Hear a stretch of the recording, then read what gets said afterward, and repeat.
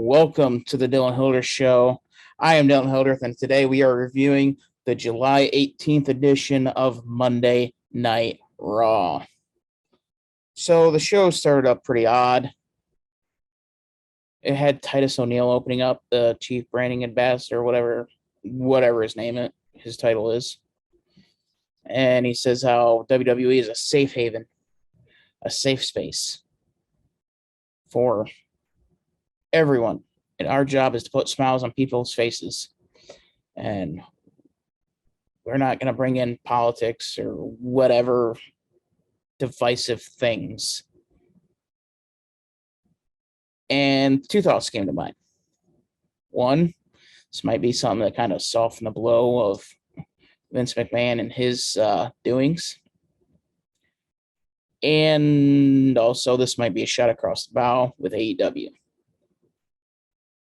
Or a shot at AEW, I should say. Because recently his Chris Jericho, his podcast, blew up because Jesse Ventura and that whole deal. You can listen to it. And that kind of blew up. I found it odd, and it seems like a shot that WWE would take. Just that underhanded, if you know, kind of thing. So, yeah, that's how Raw opened. Back to the regularly scheduled programming. So we start out with Becky Lynch being announced that she will compete for the Raw Women's title at SummerSlam.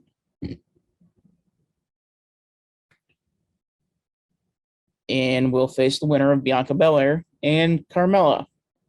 And there is no champion's advantage. If Belair is counted out or disqualified, she will lose the title because of everything that happened last week. And babyface Bianca Belair comes out, and she's complaining and making excuses and whining and, all the heel stuff. But she's a babyface. Whoever wrote that promo for Belair, get your stuff together. Is she a heel or is she a face? You got to make up your mind, because Belair has been booked like a heel throughout most of this run, and she's acting like a babyface. You slide in at the last second for the pin at the triple threat at, I think it was WrestleMania Backlash or Hell in a Cell. Yeah, it was Hell in a Cell. And you got this, and Bella, she's getting annoying. You either turn her heel or get the title off her, have her go away, and repackage her. It's getting annoying. On to the match. The match was really good. It had a very sudden ending, but it was good nonetheless. And then you had the really good mind games by Becky Lynch coming into the ring with Raw Women's title, holding it up, holding it in her hands, extending out to hand it to Belair, and then right before Belair can grab it, Lynch just drops it right on the ground.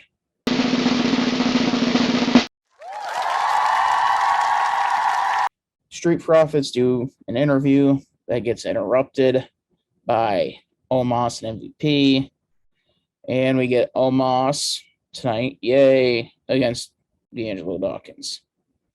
Oh, joy. And then we have Kevin Owens with a surprise return with the KO show with Riddle as a special guest. KO explains that he had to take a few weeks off because he was having a mental breakdown because of the Zeke, Elias, Elroy De Janeiro, San Antonio, Jim, John, Bob, and Frank. All the various characters of Elias, Ezekiel. I don't know. Having an identity crisis. Nonetheless, it gets announced that we will get Riddle versus Seth Rollins at SummerSlam. And Kevin Owens, he goes on this promo saying that he was best friends with Seth Rollins. And then Seth turned on him and the whole 9 yards, and how Owens has turned over a new leaf and he can be trustworthy again. And that he wants to team up with Riddle and create KO Bro. Riddle says he doesn't trust KO. Fair point. KO says, your best friend, Randy, is the biggest snake in WWE. He's not wrong. He's definitely not wrong there.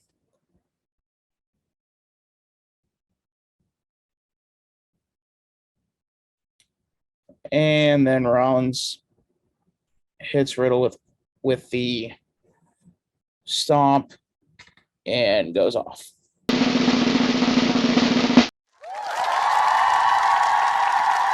And then we get Judgment Day and the Mysterios.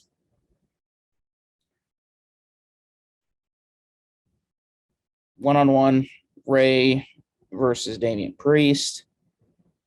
Priest in the promo pre-match says that he guarantees that Dominic will turn to the Judgment Day. And then he says how don't forget about the last legend that tried to get in our way, Ray. And then it shows Judgment Day turning on Edge. And Corey Graves actually made their remark. Yeah, I can't believe they haven't seen it 3,000 times like the rest of us. Oh, boy. And then they go to commercial. And as they are in commercial, they start the match because, screw everybody at home trying to watch it and get the whole story. Priest ends up winning with a razor's edge. And Judgment Day with a pretty good post-match segment. They set up Ray with a concerto. They say that they will take Ray's head off. If Dom doesn't join, Dom says he'll join.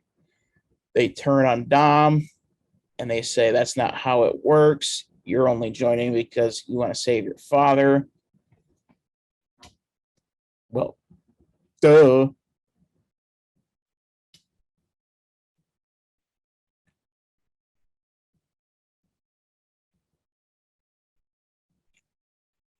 But nonetheless, we do get a little bit later in the night that Judgment Day says, if you really wanted to join, you would have took that chair and smashed your father's brains in. So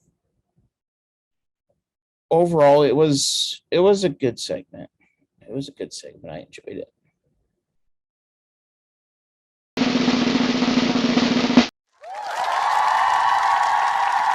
Rollins was interviewed backstage. He calls Riddle stupid for turning down KO, stupid for being friends with Randy Orton, stupid for thinking that he can beat Seth at SummerSlam. Zeke comes and confronts Seth Rollins, says that's not nice. And that leads to a match. And this was a great match that had a good wrestling combination to start, great back and forth with false finishes. This was the match of the night and one of the best Raw matches that we've seen in a pretty long time. So really, really good match by these guys.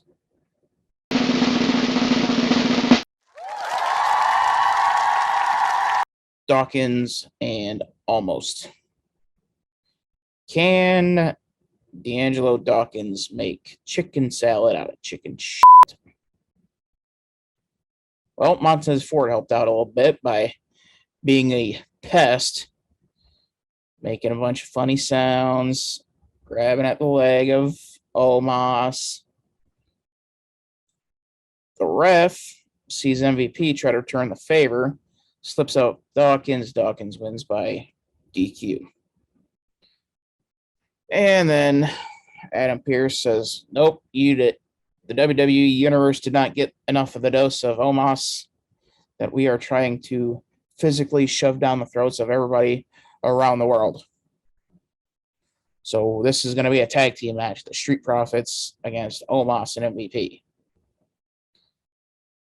Omos or Montez Ford and his facials and the way that he kind of takes it to the next level, he will be a future world champion.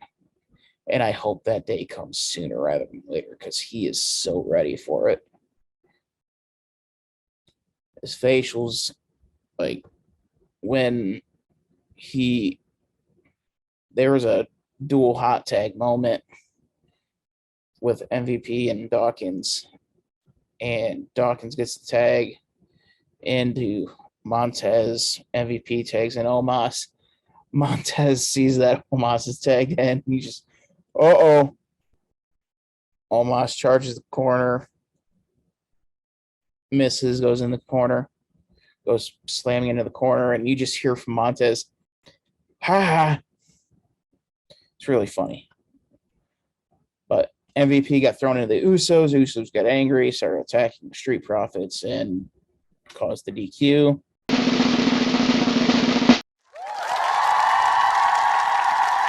And then we have a short interview of The Miz. But before that, and the interviewer was kind of setting the stage and doing the little hype up thing. Veer Mahan just kind of pops into the background, just kind of creeps closer. The poor girl stops, kind of looks back. What are you doing there? He just leans into the mic. Boo. What? What? All right. It was funny, but I don't know if I want funny out of Veer Mahan if you want me to take him seriously. I don't know what they're planning on doing with him, but I don't know. I found it funny. And then Miz interview kind of starts out with, I think he likes you. Nonetheless, great promo. Miz like, yeah, he's going to send that. We're going to team up, and we're going to become the undisputed tag team champions. You'll see what happens in a bit. Theory and AJ Styles. Why is this happening? I don't know. They kind of put the cart before the horse on this. Nonetheless, Theory cuts a promo teasing in that he's going to cash in at SummerSlam. I now don't think that he does. I don't think he cashes in at SummerSlam. I think he holds on to it. AJ comes out. They cut promos back and forth. Both of them really good on the mic. Very enjoyable battle. And then Dolph comes out in a nice suit. Not quite as nice as Monday night, I think it was. Still a nice suit, though. But AJ wins via count out. Dolph super kicks Theory while the ref was not looking. And yeah, it was a good match, good promo. It's good all around. And the development of Dolph and Theory.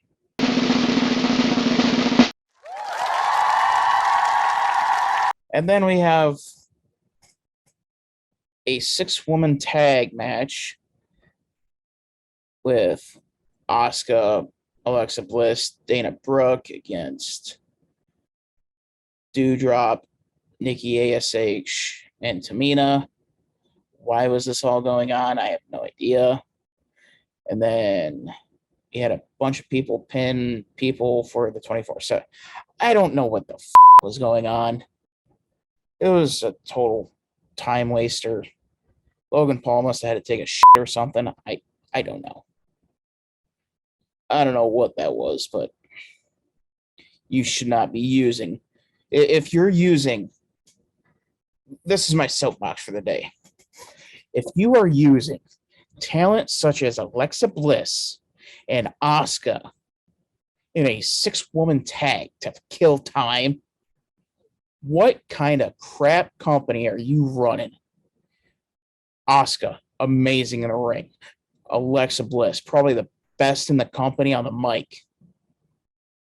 And you're using them to waste time because you don't know how to properly write a 3-hour show?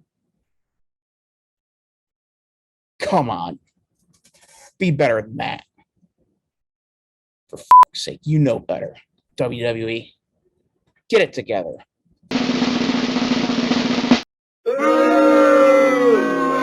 TV with Logan Paul. And Logan Paul stands firm on his challenge. He wants The Miz at SummerSlam. The Miz says, no, you're not ready. Then Paul goes on this really good promo saying, they said I wasn't ready for a YouTube channel. They said I wasn't ready to box. They weren't ready to do this, that, the other. And he cuts a really good promo. And then he says that he's going to come out and do his own Miz TV. And it's going to be the name of his YouTube channel, whatever that is. I have no idea. I don't watch him. But nonetheless, Logan Paul talks about Miz's blueberry-sized balls, and then gets the entire crowd to chant about Miz's circumference-challenged balls. And Miz says that he accepts, and they will face each other at SummerSlam. Tommaso Ciampa attacks Logan Paul from behind. Logan Paul able to escape. And then Miz ends Monday Night Raw with a promo of, I'm the Miz and I'm awesome.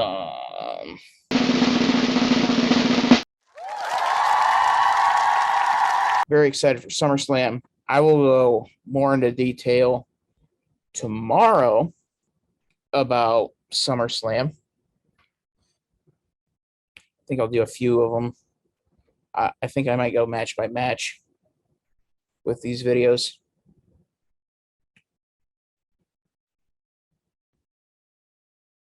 And that is all I have for today. Make sure to like, subscribe, hit the notification bell so you don't miss an episode. I'm gonna break it down match by match on SummerSlam over the next couple of days. And we'll see you next time on the Dylan Hilder Show.